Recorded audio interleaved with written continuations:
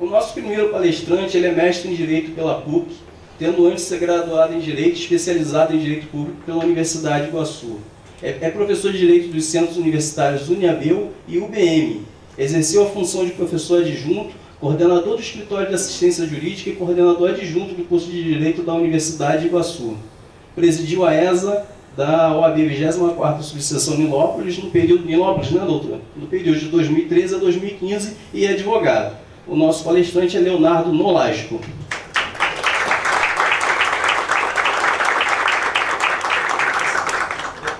Por gentileza, doutor João Bosco, por gentileza, queira se aproximar da nossa mesa. Faremos a apresentação no momento posterior.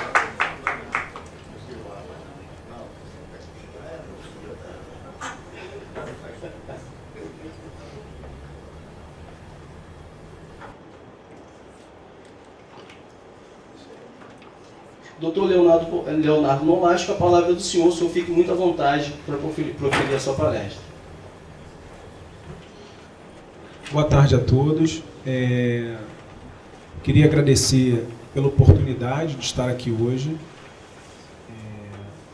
Essa discussão acerca do novo Código de Processo Civil é uma discussão extremamente importante para o cotidiano da advocacia. Todos nós, imagino, ainda temos muitas dúvidas acerca da aplicação dessas normas de processo civil e de como a intenção do legislador vai se realizar no campo fático. Várias propostas foram bem aceitas pela doutrina, mas a gente não sabe ainda como serão realizadas de fato. Agradeço pela oportunidade de estar aqui com vocês mais uma vez, Dr. Rosenberg, Dr. Júlio, os demais componentes da mesa. A mim foi dada a incumbência de falar sobre as normas fundamentais do processo civil. As normas fundamentais do processo civil estão disciplinadas no primeiro capítulo do Código de Processo Civil, nos artigos 1º a 12. Os 12 primeiros artigos do Código de Processo Civil, então, tratam das normas fundamentais do processo civil. O novo Código inovou ao falar das normas fundamentais, porque não havia previsão expressa no Código anterior, no Código de 73, acerca dessas normas fundamentais. Duas considerações são importantes, acredito eu. Primeiro, que as normas fundamentais, ainda que não estivessem regulamentadas no novo CPC, decorreriam diretamente da Constituição. O Código Civil inovou em um ou dois pontos, mas os direitos consagrados como fundamentais na ordem processual brasileira já eram aplicados há algum tempo. Então, eu vou falar para vocês hoje de princípios que os senhores certamente já conhecem, né? Já se depararam, já aplicaram ou requereram aplicação no campo prático. O artigo 1º do Código de Processo Civil estabelece o seguinte: processo civil será ordenado, disciplinado e interpretado conforme os valores e as normas fundamentais estabelecidos na Constituição da República, observando-se as disposições desse Código. Esse dispositivo, portanto, precisa ser interpretado juntamente com o artigo 5º da Constituição, no seu parágrafo 1º, que diz que as normas de processo civil têm aplicação imediata. A aplicabilidade dos direitos fundamentais precisa ser imediata. A Constituição irradia seus valores para as normas infraconstitucionais. Isso não depende de previsão da lei, decorre diretamente da Constituição. Um outro significado que a gente pode dar às normas fundamentais, pelo menos a leitura desses primeiros artigos, é o seguinte: o Código não esgotou, nesses 12 primeiros artigos, não esgotou as normas fundamentais. Portanto, eu vou tratar de normas que não estão presentes nesses primeiros artigos e que decorrem ou de tratados internacionais ou diretamente da Constituição. O primeiro princípio que eu reservei para vocês foi o princípio do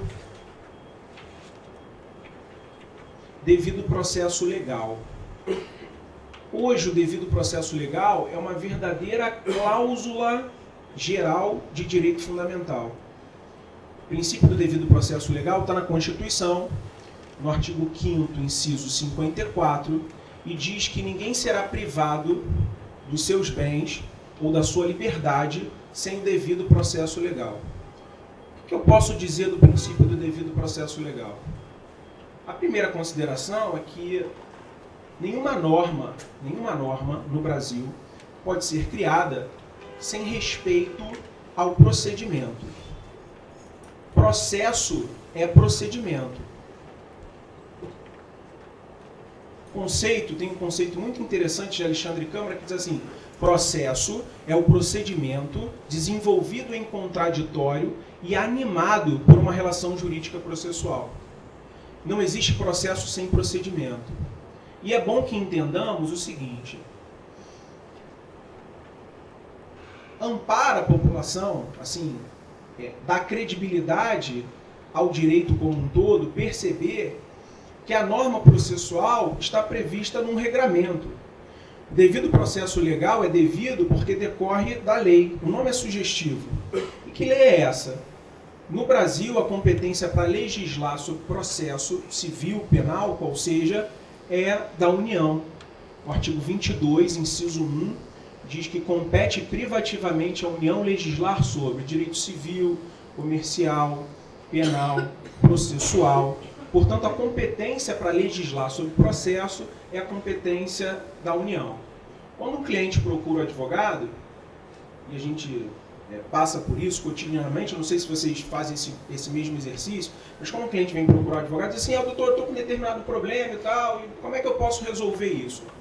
Pelo menos, o primeiro exercício que eu faço é imaginar por onde eu vou passar.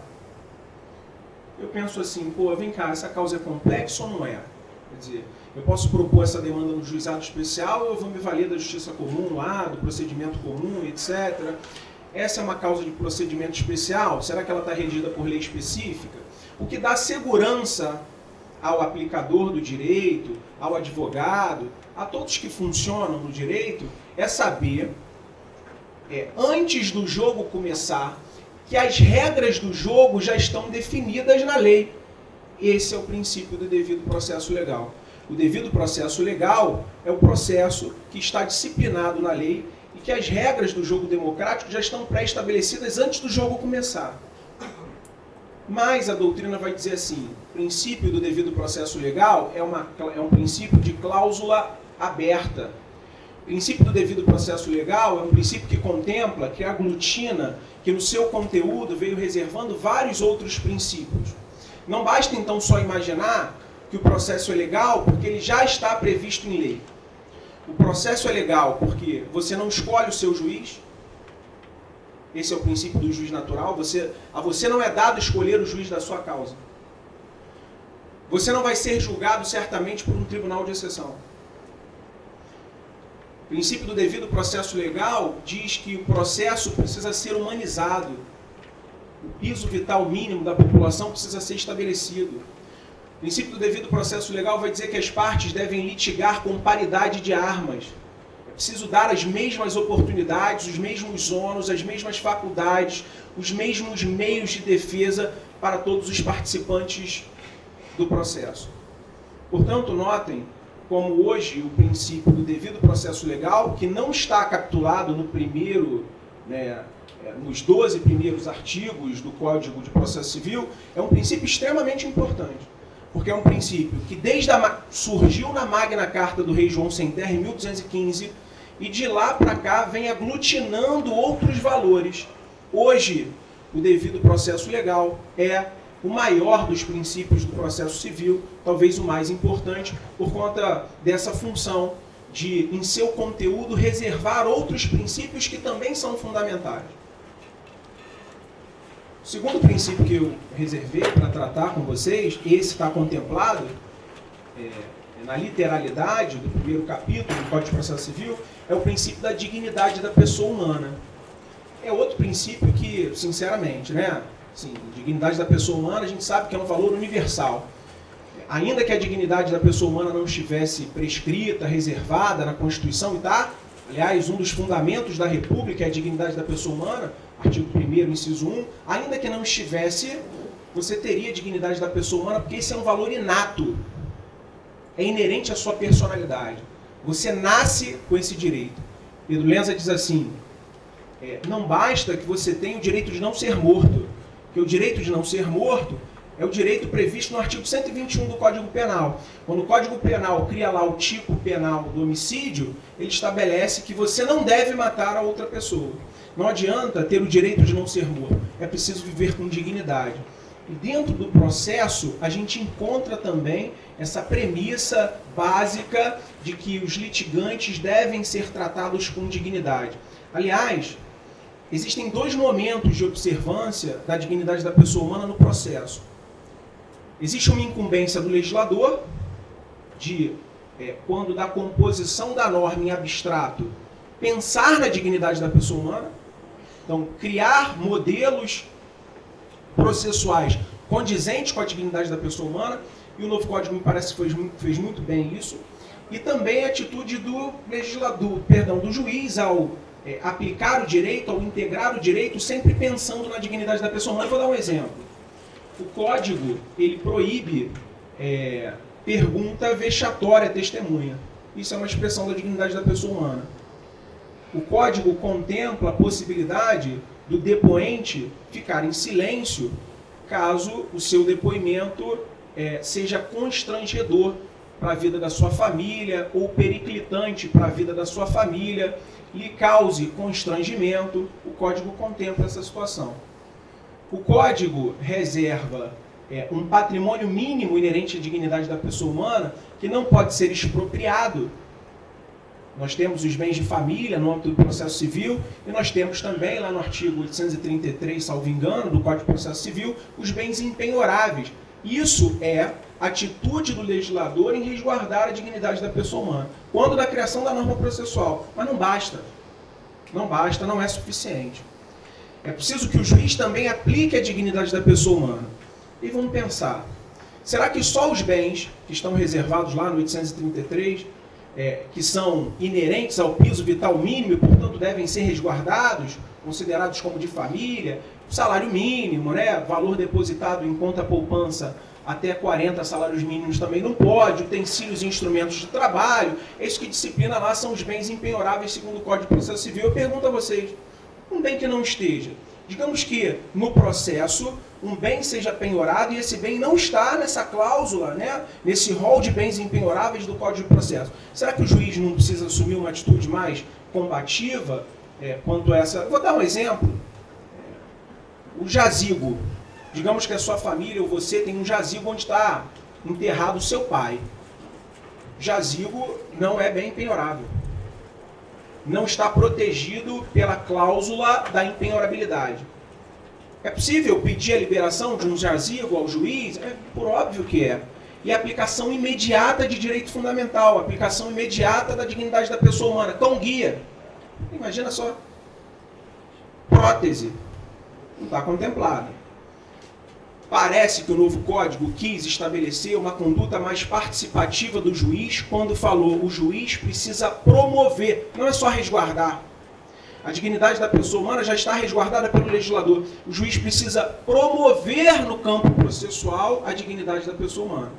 E é isso que diz, senhores, o artigo 8º do CPC. O artigo 8º diz assim: ao aplicar o ordenamento jurídico, o juiz atenderá aos fins sociais e às exigências do bem comum, resguardando e promovendo a dignidade da pessoa humana. Não basta, só resguardar. É preciso promover a dignidade da pessoa humana.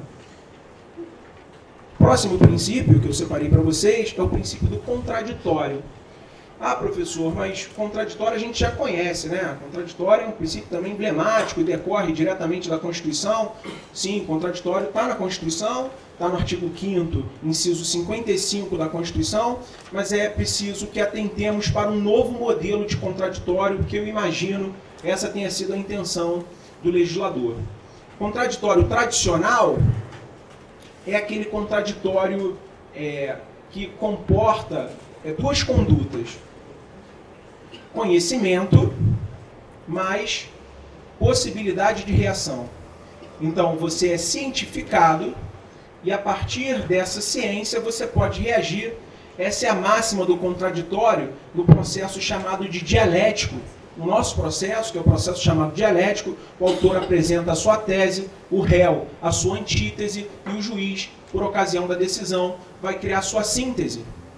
As partes podem litigar, essa é a ideia, nós vivemos um processo civil adversarial, onde as partes realmente querem litigar, e o contraditório é fundamental, porque é a possibilidade da parte contra-argumentar, contra-razoar.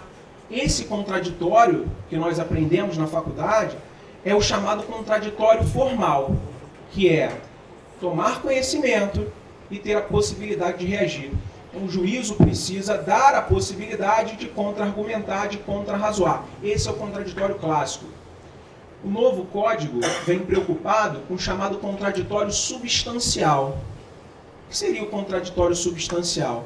A parte precisa verdadeiramente influir na convicção do magistrado. Não basta só ouvir a parte. Tanto é que o Código se preocupa com o dever de fundamentação das decisões judiciais. O juiz precisa, na fundamentação, provar para a parte que conhece o argumento dela. E aí, fazendo isso, estará aplicando o contraditório substancial. Não basta só ouvir, é preciso que o juiz demonstre no processo que, embora tenha adotado outro convencimento, que não aquele da parte, ele conhece o argumento da parte. Esse é o contraditório substancial. Mas o que eu preciso dizer do contraditório? O Código diz que não é possível que o juiz decida sem dar à parte contrária a possibilidade de impugnar, de contra-razoar e tal. O Código estabelece assim. Só que nós vamos perceber, analisando, eu separei dois artigos do Código de Processo, o 330 e o 332, nós vamos perceber que em alguns momentos é possível que o réu nem seja sequer chamado para compor a relação jurídica processual. Um exemplo que eu trouxe para cá, emblemático, é o exemplo do artigo 332 do Código de Processo. Está atrapalhando muito esse... Só você fala um pouquinho mais distante do microfone. Perdão. O artigo 332, que fala do julgamento liminar de improcedência. O artigo 332 do Código estabelece o seguinte, trocando em miúdos. Você ajuiza a sua pretensão, imaginando que tem determinado direito, e o juiz, ao apreciar a sua petição inicial, ao analisar a petição inicial, ele entende que o direito não lhe assiste. Ele entende que os tribunais brasileiros já adotaram uma tese contrária àquela que você está sustentando e que aquilo ali verdadeiramente é um não direito. Então imagina, o Tribunal de Justiça do Rio de Janeiro já decidiu, dizendo que é um não direito, e você busca o exercício da jurisdição dizendo assim, eu tenho direito a isso. O juiz vai dizer assim, filho, você não tem direito, o Tribunal de Justiça já disse que você não tem direito, em razão disso, eu vou analisar o mérito, pasmem, o réu não apareceu. A relação jurídica processual não foi legitimamente integrada, porque não tem a participação do réu. O réu não apareceu, mas o juiz diz assim, não, eu julgo assim mesmo. Eu julgo o mérito, isso está na lei, eu julgo o mérito e vamos fazer o seguinte, se você estiver insatisfeito, você recorre, e caso você recorra, eu chamo o réu, por intermédio da citação, eu cito o réu, e aí não para contestar, mas para contra-razoar o recurso. Olha em que momento o réu vem ao processo. Isso não é uma inovação, esse dispositivo já havia no código anterior, mas eu sei que para muitos colegas é uma surpresa, né? Talvez não seja muito comum para alguns, mas é uma surpresa. E aí você imagina, não houve contraditório. Quer dizer, o autor ajuizou essa pretensão, o juiz analisou o mérito e não houve contraditório, porque o juiz não chamou o réu. Mas só há necessidade de haver contraditório quando a decisão, só há necessidade de clamar pela participação do réu quando a decisão é contrária ao interesse dele. Nesse caso, o juiz analisou o mérito e beneficiou o réu. Analisou o mérito e disse assim, não, você não participa porque está pleiteando um não direito.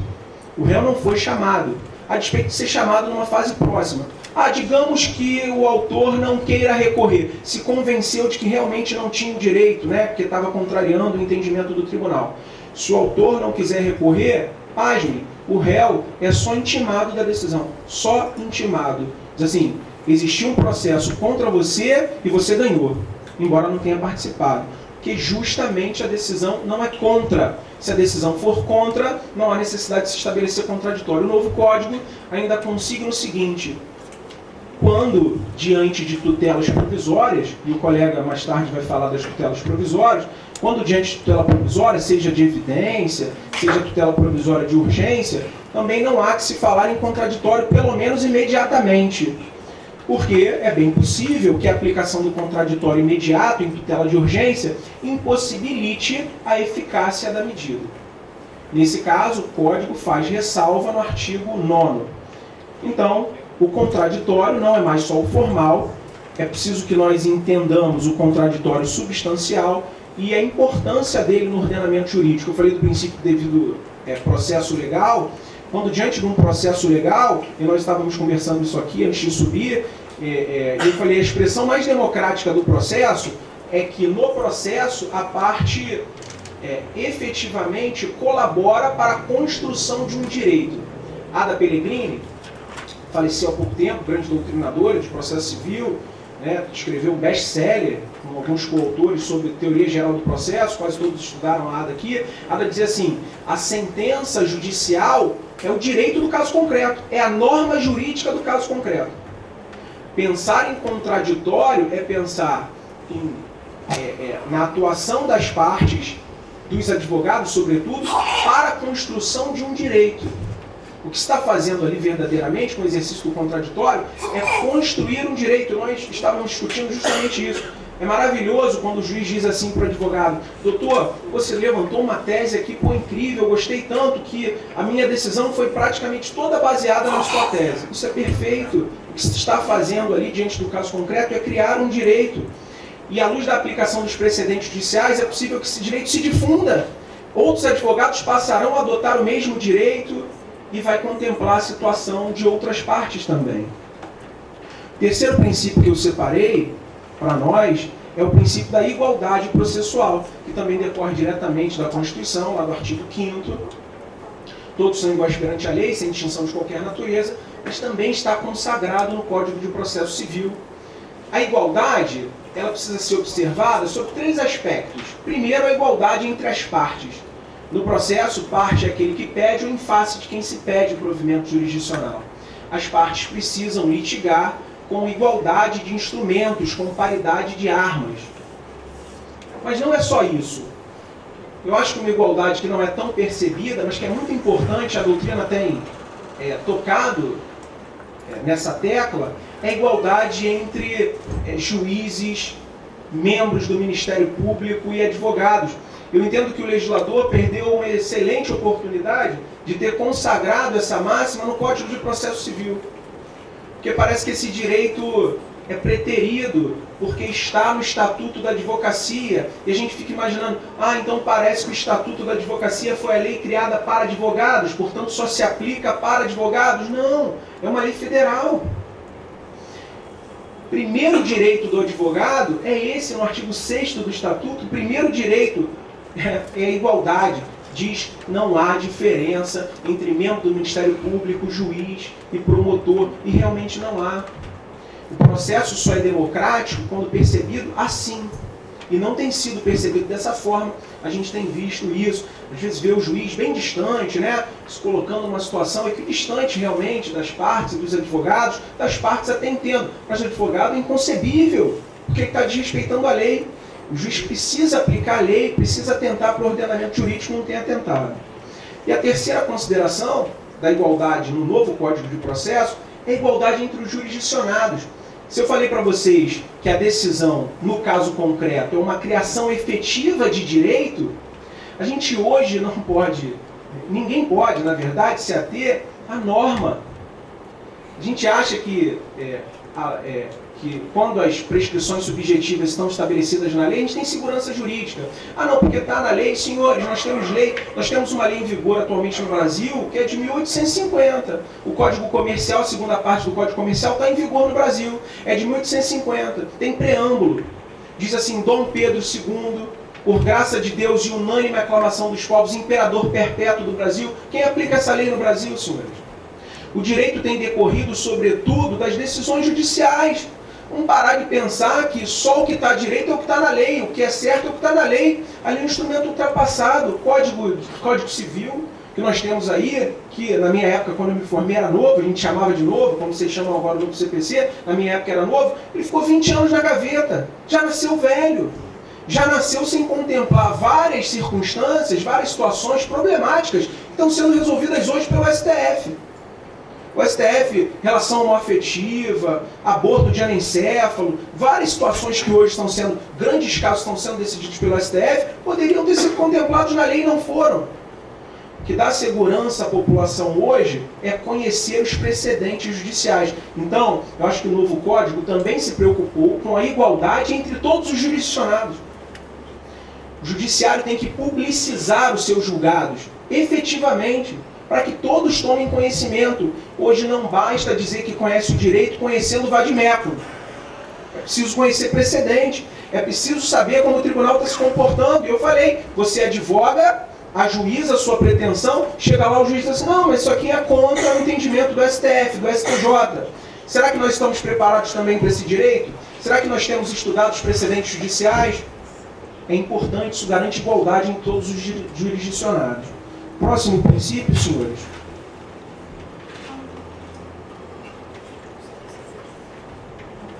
É o princípio da boa-fé processual. Também está contemplado o princípio da boa-fé processual, diz assim no artigo 5º, aquele que de qualquer forma participa do processo deve comportar-se de acordo com a boa-fé. Essa boa-fé, estabelecida no âmbito do processo civil, não é boa-fé subjetiva. Não está ligada à intenção. É a boa-fé objetiva. É a boa-fé que precisa ser efetivamente demonstrada. É a boa-fé do comportamento.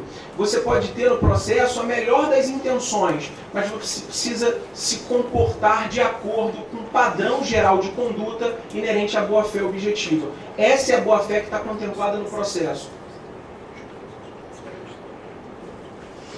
Tem uma frase que diz assim, é atribuída a Júlio César, né? Lá, proveniente do direito romano, diz assim, a mulher de César não basta ser honesta, ela tem que parecer honesta. E eu faço uma analogia. No processo, não basta ser honesto, tem que parecer honesto. Você tem que se comportar de forma condizente com um padrão geral de conduta. E esse padrão geral de conduta é um padrão extremamente subjetivo, e não está regulamentado. O Código fala dos deveres processuais, que são deveres das partes e todos aqueles que funcionam no processo, e o Código estabelece o que seria litigância de má-fé. Mas nota, não é só a má-fé que é punida no processo. No processo, a falta de boa-fé também é considerada como violação do princípio. E a gente precisa atentar para isso. Eu observo, no novo Código de Processo, o que eu tenho assim, de interessante para falar da boa-fé. De onde decorre a boa-fé? O STF entende que a boa-fé, porque a boa-fé, na literalidade, não está prevista na Constituição, e é um valor fundamental do Código. O STF entende que a boa-fé decorre dessa cláusula aberta, digamos assim, do primeiro princípio que nós tratamos aqui, que é o princípio do devido processo legal. Mas há quem defenda que a boa-fé decorre diretamente da Constituição, porque são objetivos da República Federativa do Brasil construir uma sociedade livre, justa e solidária. Portanto, seria um dever geral de solidariedade e um dever observado no processo. Alguns doutrinadores batem firme nisso e dizem assim, não é possível num modelo extremamente adversarial, às vezes você está litigando contra a pessoa que desgraçou a sua vida efetivamente. Então, num modelo extremamente adversarial, você pensar a todo momento em dever de conduta, em padrão de comportamento, em boa-fé. E eu outro dia ouvi uma citação que eu achei interessante. Até na guerra existe uma ética mínima. O Tribunal Penal Internacional ele estabelece, o Estatuto de Roma, que criou o Tribunal Penal Internacional, estabelece no artigo 8º que o inimigo, mesmo tendo deposto as armas, ele precisa ter resguardado a sua integridade. Então existe uma ética, mesmo na guerra, o que o direito humano internacional chama de direito humanitário. Por que então não se garantir ética no processo? Essa é a boa-fé. Hoje a boa-fé no processo é não agir de má-fé, porque vai ser punido na forma do artigo 80, não abusar das prerrogativas dos direitos processuais, não se utilizar de instrumentos infundados, de defesa, etc., não mover recursos com propósito meramente protelatórios, etc. E uma terceira situação que é nova, eu acho que precisaria ser estudada com mais calor, assim, que é a venire contra factum próprio, que é a vedação do comportamento contraditório, que é um instituto criado no âmbito do direito civil, mas que hoje vem para o processo, para o direito processual, com uma força sobrenatural. A venire contra factum próprio. Já tínhamos dispositivos que tratavam dessa ideia de venire, de vedação ao comportamento contraditório, mas hoje isso é muito mais, essa ideia da venire invadiu muito mais o processo e é inerente à boa-fé. Você não pode fazer com que a parte contrária crie uma expectativa e depois frustra a expectativa dessa parte. Próximo princípio que eu separei para nós é o princípio da cooperação. Outro dia eu ouvi Alexandre Câmara dizer assim: cooperar é operar em conjunto. Não existe mais espaço. Tradicionalmente, o direito processual era visto de duas formas. Ou o processo era dispositivo ou era inquisitivo. No processo dispositivo, as partes são as protagonistas da relação jurídica processual. O juiz fica lá esperando e as partes vão provocando, a atuação do juiz, e um processo assim, para a doutrina mais tradicional, seria um processo mais democrático, porque, digamos, você está discutindo lá um interesse meramente patrimonial, então você tem o direito de abdicar de algumas situações, o juiz não tem que perquirir tudo, não tem que discutir tudo. E nós temos também um processo mais inquisitorial, um modelo de processo mais inquisitorial, que é o processo onde o juiz é o verdadeiro protagonista, as partes não fazem praticamente nada, só o juiz atua. O novo código contemplou esses dois modelos. Aliás, o velho já contemplava. Por exemplo, por ocasião da produção de prova, as partes vão ter uma atuação muito importante, mas o juiz também pode produzir prova de ofício, portanto, ambos participam. O artigo 2º do Código diz que o processo ele se inicia por atuação da parte, mas se desenvolve por impulso oficial. Isso é aglutinação de dois estilos de processo. Nosso processo civil, ele é processo dispositivo e é processo inquisitorial ao mesmo tempo. Mas hoje o processo avança para um modelo comparticipativo. Todos precisam participar. Não basta só pensar na atuação do autor ou na atuação do réu. Eu tenho percebido, não sei se os senhores perceberam também, mas que por ocasião do saneamento do processo, nos últimos despachos que eu vi, os juízes têm querido que as partes fixem os pontos controvertidos. Coisa que é atribuição dele. No processo, a fixação dos pontos controvertidos é atribuição do juiz. Está dizendo o código, que é dever do juiz fixar os pontos controvertidos. Você precisa especificar as provas que pretende produzir, mas o juiz fixa os pontos controvertidos. E me parece que hoje, no modelo mais comparticipativo, o juiz está querendo que a gente realize. Mas isso não é um absurdo, não. É o direito seu que está sendo estabelecido ali, que está sendo colocado em xeque. Portanto, é possível que, pelo princípio da comparticipação, pelo processo cooperativo, você faça isso também, você assuma algumas posturas que não eram tradicionalmente destinadas a você enquanto parte. Isso é bem possível. Processo colaborativo, e eu falei aí do princípio do contraditório, é processo democrático, é processo justo. Se todas as partes podem participar e colaborar para a aprovação do veredito judicial, para a construção do direito no caso concreto, isso é satisfação da justiça no caso concreto, isso é processo justo. Próximo princípio, senhores. Eu acho que eu não estou sabendo lidar com esse instrumento aqui, eu fico, não é não? Está toda hora soprando, eu tenho a impressão que está... Não, ótimo. Eu não consigo, porque eu fico querendo me aproximar, entendeu? Então assim, eu afasto um pouquinho da vontade. Porque eu vou querer sempre...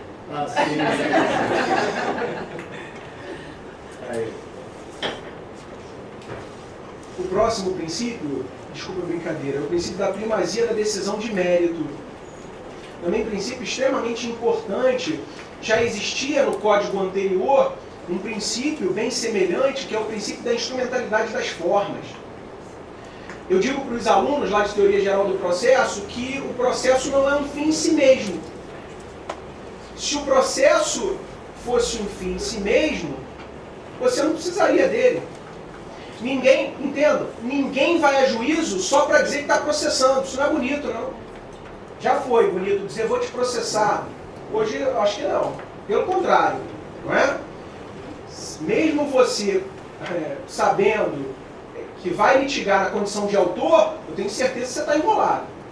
Primeiro, o ônus do processo para o autor é o ônus do tempo.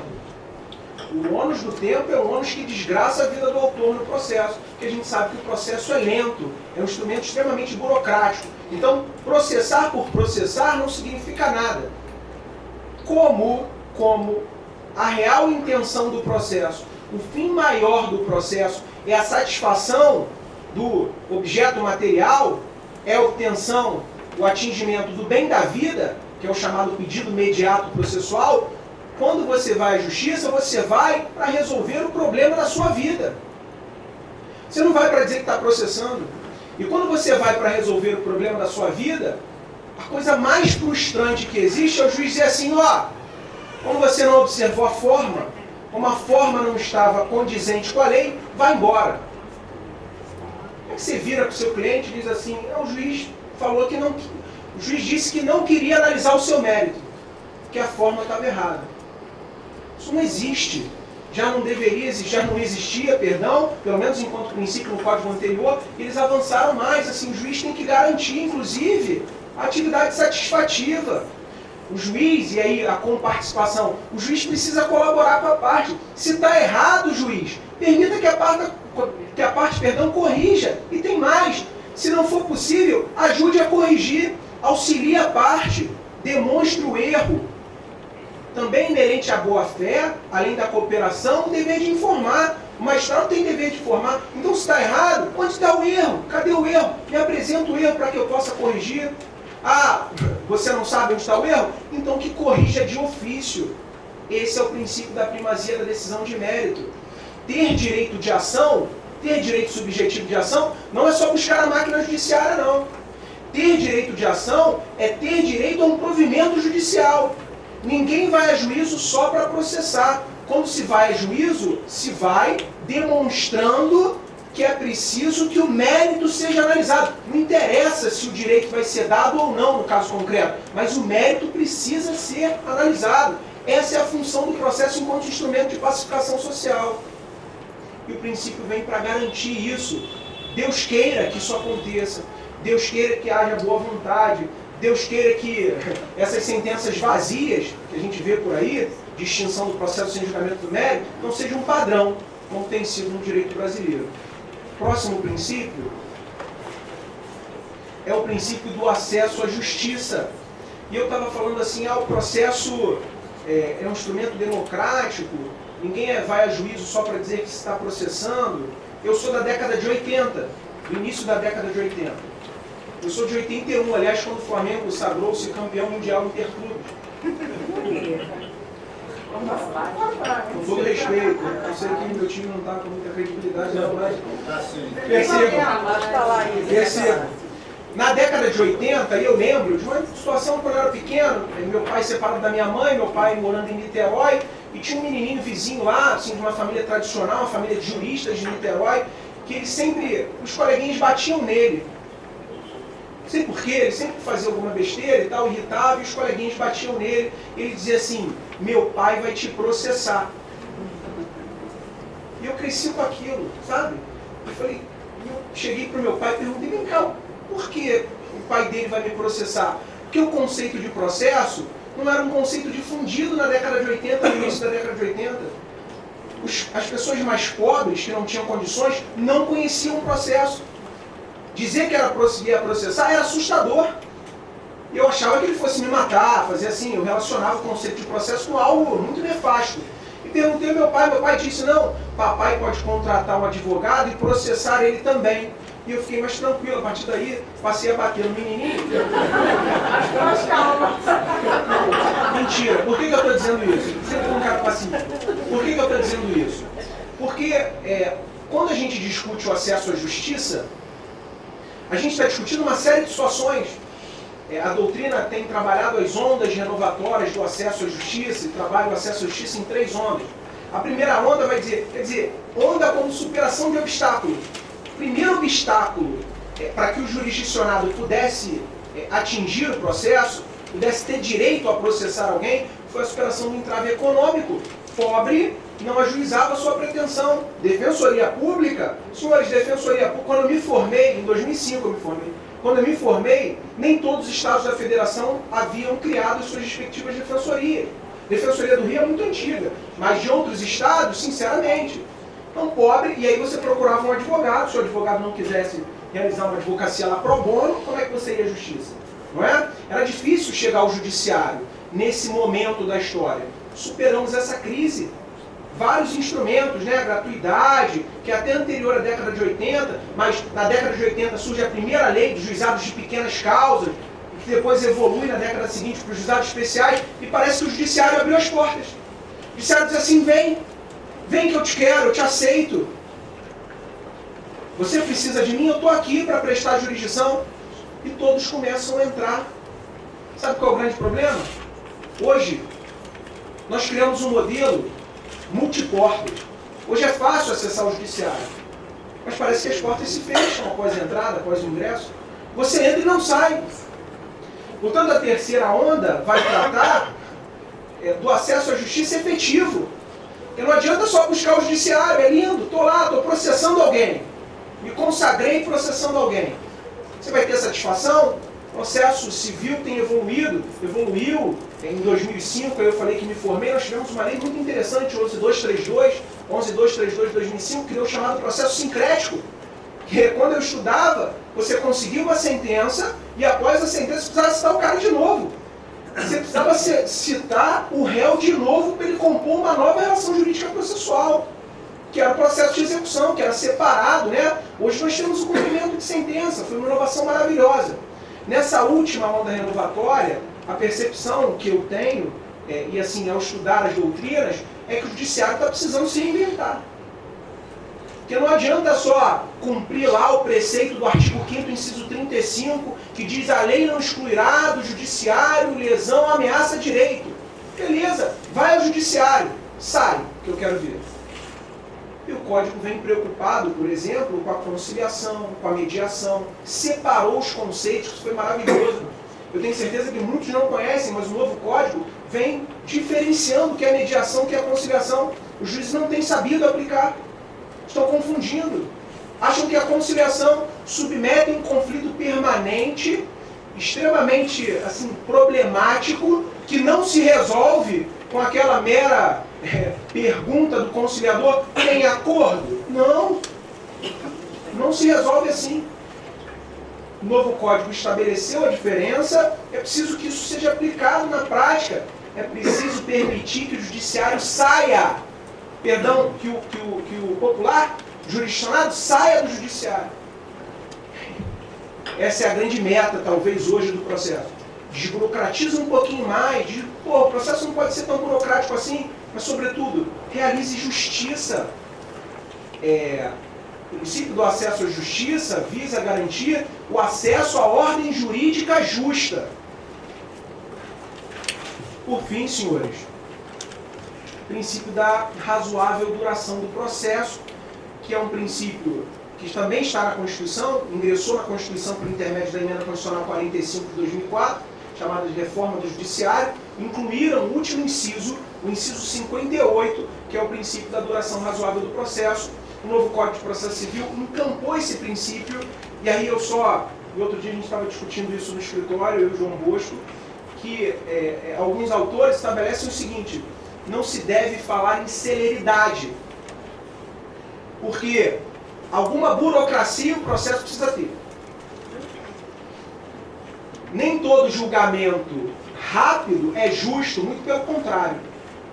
Na Inquisição, o julgamento era muito rápido. E ninguém voltou para dizer se estava satisfeito com isso. Nem sempre julgamento rápido é justo. Processo é procedimento. É preciso observar as etapas do processo, os ônus, os deveres que estão condicionados a cada etapa. Que não, se é possível, é permitir que o processo seja um instrumento de injustiça por conta desse retardamento todo, dessa falta de boa vontade na tramitação do processo. Só que esse não é um dever só do judiciário, e a gente costuma apontar o dedo. Às vezes é o seu ex-adverso que está abusando do direito de defesa e procrastinando o feito. Não está atendendo à boa-fé processual. É um dever de todos colaborar para a satisfação da justiça. Não é só celeridade, mas é duração razoável, justa, adequada. Esse é o processo que se busca atualmente. Antes de vir para cá, eu estava com compulsão do CPC, e assim, só para justificar, para fechar essa minha consideração, justificar a duração razoável, às vezes a gente vai com compulsão do CPC, se depara com situações e fala, pô, nem sabia que tinha isso aqui. E você não usa, né? Você não precisa daquele momento lá do processo, então eu com compulsão do CPC eu percebi, hoje, descobri uma coisa que eu não conhecia, que é o seguinte, é possível se valer no processo de um incidente, em razão da demora, existe um incidente processual para que você transfira a competência do juízo em razão da demora para a aprovação do veredito. Olha só, vocês conheciam isso? Está na lei. Peraí, faço questão, deixa eu ver se eu anotei aqui. Artigo 235 do Código de Processo. 235 diz assim. Isso é maravilhoso. Qualquer parte, olha só, qualquer parte, o Ministério Público ou a Defensoria Pública poderá representar, estou chegando perto, poderá representar ao corregedor do Tribunal ou ao Conselho Nacional de Justiça contra juiz ou relator que injustificadamente exceder os prazos previstos em lei, regulamento ou regimento interno. Distribuída a representação ao órgão competente e ouvido previamente o juiz, não sendo caso de arquivamento, será instaurado um procedimento para apuração da responsabilidade, com intimação do representado por meio eletrônico para querendo apresentar justificativa. Olha o que diz o parágrafo 3º, senhores. Mantida a inércia, os autos serão remetidos ao substituto legal do juiz ou do relator contra o qual se apresentou para a decisão, contra o qual se representou para a decisão em 10 dias. Então, assim, se o CNJ ou a Corregedoria, se esses órgãos percebem que está tudo errado, que o juiz está realmente demorando, ele já faz isso liminarmente, já remete para o juiz substituto aquele, ao tabelar que seja, e isso não exime da responsabilidade. Ele vai responder perante a Corregedoria ou perante o CNJ por esse atraso. Sabe qual é o grande problema? Só tem prazo para advogado. Os prazos para os magistrados são prazos impróprios. Quando eu ensino isso para os alunos em teoria geral do processo, eu digo assim, sabe o que é prazo impróprio? É o prazo que não precisa cumprir. Onde já se viu isso? E pra gente? O João saiu agora, falando em prazo. Acabou de cumprir um prazo hoje, chegou aqui todo esbaforido, com o cabelo despenteado. Para os advogados, a gente vive de prazo. Isso é processo justo? Isso é garantir igualdade, se medir, né? Olha só, se medir para a decisão. Ué, mas eu estudo com os alunos que o prazo para a sentença é de 30 dias. Tem petição que está sendo de processo que está entrando nos autos 6 meses depois. É pouco, 6 meses ou não? O pior problema que eu tenho é de 6 meses. Na comarca de Piraí tem uma petição que está 6 meses para entrar no processo. Senhores, muito obrigado, tá? Muito obrigado, assim, por essa disponibilidade.